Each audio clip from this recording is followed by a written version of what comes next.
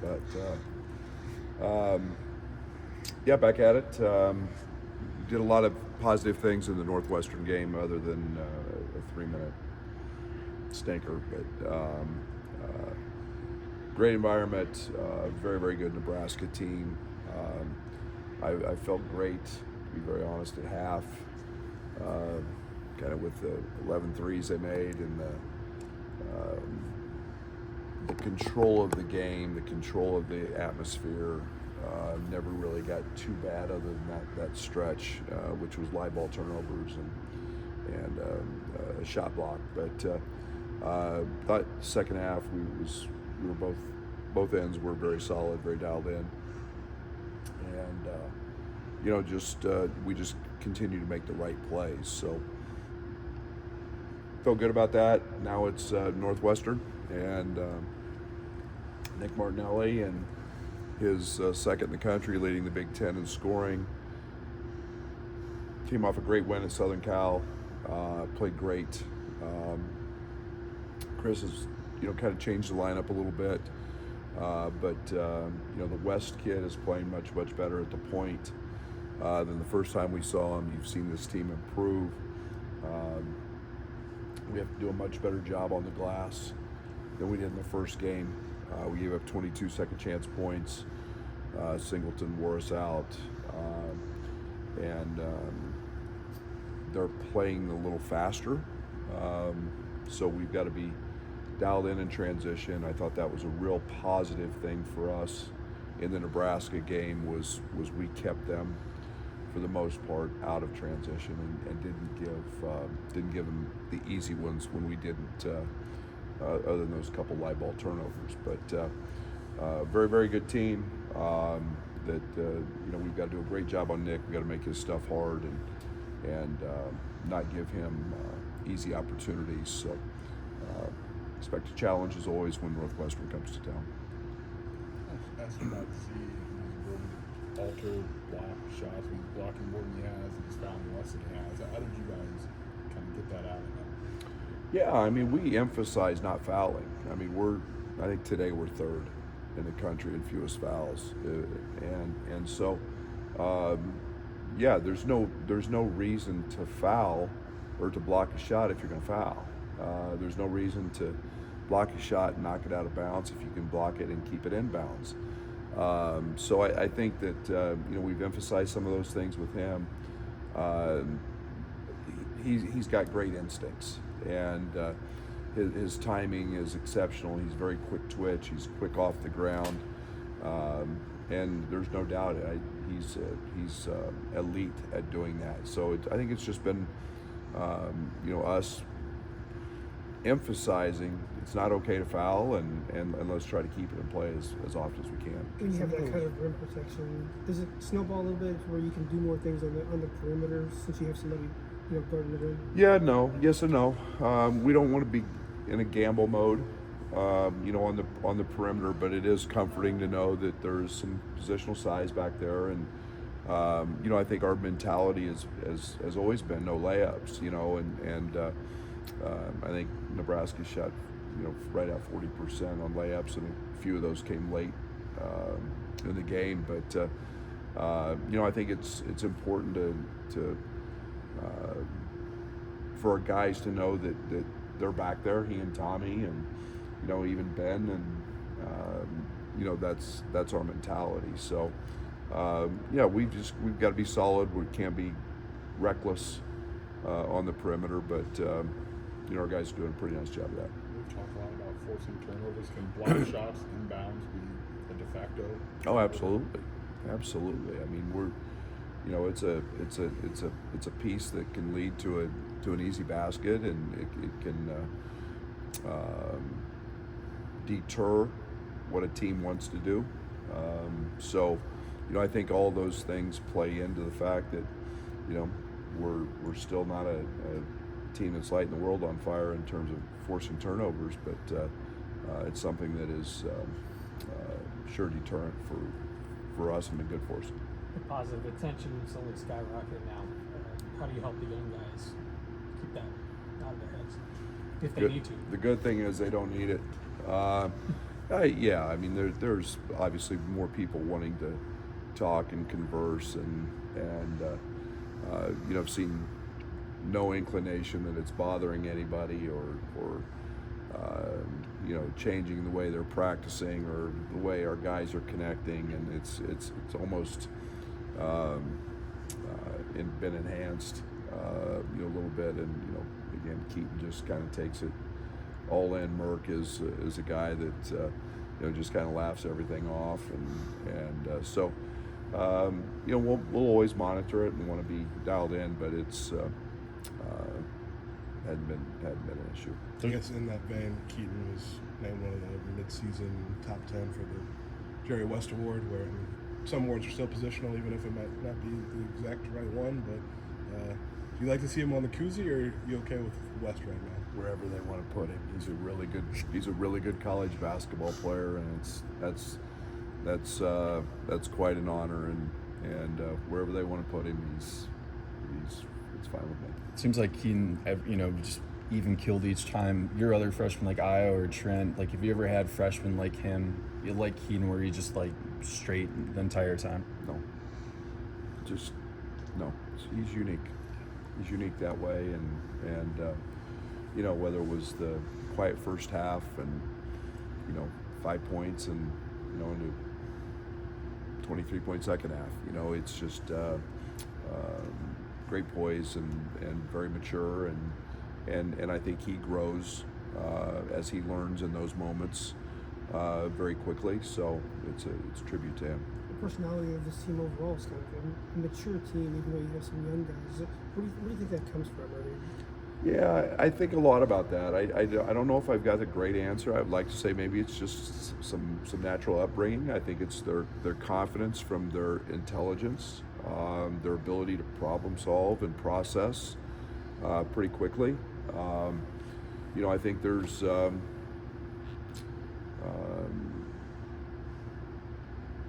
definitely some value in me sitting down trying to figure that out at the end of the year when it comes to recruiting in the future, and maybe it's just unique. I don't know. I think Kylin gives us a lot of comfort just because of his experience. I think we see that in Tommy.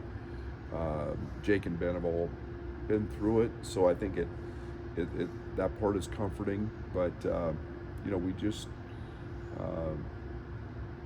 adapt pretty quickly to whatever that moment is. As you talked about roles solidifying for these guys, how does that happen for David, where it seems like a lot of threads kind of either come to him or from him? Yeah, and I mean, his versatility is a huge piece of what we key on, and it's matchups for him. It's shifting him, on the ball some, playing post up some. It's a wide variety, but it's nothing that he can't handle. And again, his basketball IQ very, very high. His motor's very, very high.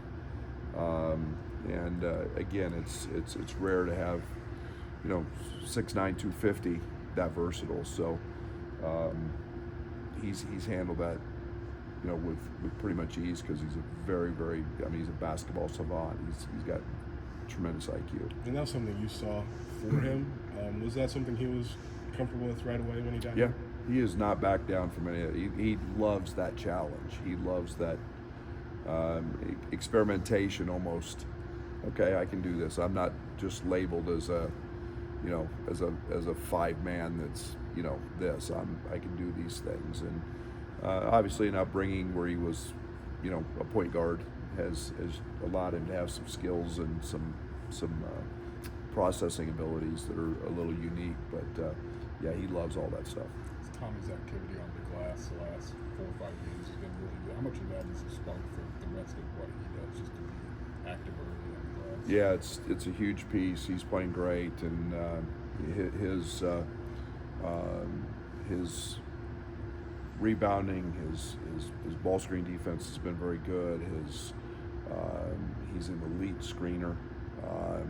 His ability to for screening angles, his ability to flip screens and just read the on-ball defender is elite. So yeah, it's all kind of been a nice gelling process once he's gotten back healthy and in shape. Tyler talked about you guys have something like 20 some odd screens that you teach. How has that evolved for you guys in terms of adding more or just different intricacies in that part of the game? Yeah, it's the concept of reading it now and understanding what the coverage is, how they cover it. You know, we talk all the time about, you know, whether it's the switch, whether it's a coverage, seeing what coverage it's in. So, you know, and then just adapting. So we do it every single day. We have segment in practice that we start practice with where it's, you know, it's just simply 2-on-2, and it's reading those opportunities and setting, and with an emphasis on making sure they're the right ones and the right angles and attacking the right coverage. Recruiting question, a little off topic, but I wanted to ask you about Lucas Murillo. Our network just put him number 28 overall in the country. What kind of senior season is he having? Yeah, he was injured a little bit early. He had a wrist injury, which slowed him down. But just a phenomenal season. Plays on a very, very good team. Extremely well coached, and you know, he does what he does, which is impact winning. He's versatile. You know, he's a multi-position guy, elite rebounder at his spot, and you know, he's a guy that physically has a great frame, a great body, and it's going to allow him to come in here and put those things to test right away, because physically he's strong. But you know, fought a little injury early with the wrist, but has bounced back and healthy and played great. As a coach who appreciates good passing, how do you view Tommy's kind of one-timer to Jake? Lucky. No, it was exceptional because he knew. The piece that excites me was that we knew where each other should be, and the pass happened, but it doesn't happen if we don't know where we're supposed to be on that play. Okay, and when the cut happened, that we get out of the dead corner.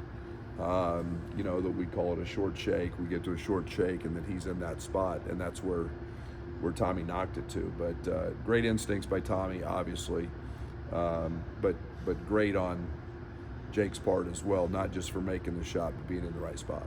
Does that play happen a month ago? No. 2 months ago? Not even close. Not even close. So what's changed that where maybe they've Just figured themselves chemistry, playing together. That's the frustrating part as a coach, what we missed early. We just that connection, there's a synergy that happens when you're on the court enough together and you're playing together and your timing is right, and that's the stuff that we didn't have early, just because we didn't have all the pieces right, and doing the right things yet, and you just have to do it over and over. And you know, we practice boring. We do the same stuff, you know, almost every day in practice from our fundamental stuff, and that's the stuff that happens when you get good at boring. We talked about mid-February for Kylin as his timeline. When do you know when he might be able to be more full participant in practice? We'll have a better idea here in the next 24 to 48 hours. He's still got stitches in his hand. He's working on his conditioning, you know, at a pretty high clip right now to keep doing that. He's working on offhand stuff, but you know, it's a process that we sure don't want to rush, and we want to make sure it's right. But we, you know, we'll be told here, you know, at some point what that looks like. How has Kylin handled this situation, being on the bench, being injured? What's he been like over the last month or few weeks? Like a veteran who cares, like a veteran who's invested. Just been incredible with our guys on the bench. He's there every day in practice. He's in every huddle with them. He's truly like another coach. Yeah. I wouldn't have expected any different. And then all the meanwhile, he's having to do his own deal and work, and stay in shape. So, but he's been a dream. He's been another coach. Did you caught fire a little bit in the last meeting in Everson? Is that a matchup you got your eye on? Sure. He's a really good player, and he got going against us, and just had an incredible ball game. They played well, and we were fortunate. I think that again their second chance points hurt us. We were very average in terms of blocking them out, hitting them. That's something we got to be much better at. But we've also got to be alert to him. He was very effective in the mid range. He was very effective at the 3-point line, and he gives them a nice option off the bench. This might be tough to quantify, but do you know where this team would rank in terms of your other teams of liking going on the road and kind of being that villain and playing that role? Yeah, I mean, I don't know if I've thought about that. I think that we've had a lot of success in the Big Ten on the road. I don't think it's any one reason. I don't know. I just think that it's been teams, have different maturity levels and different mindsets. It's always something that we talk about. I think you have to defend, and I think you have to rebound to win on the road.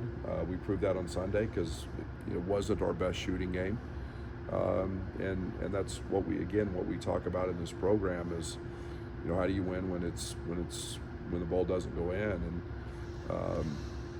I don't have an exact reason for that, but this team's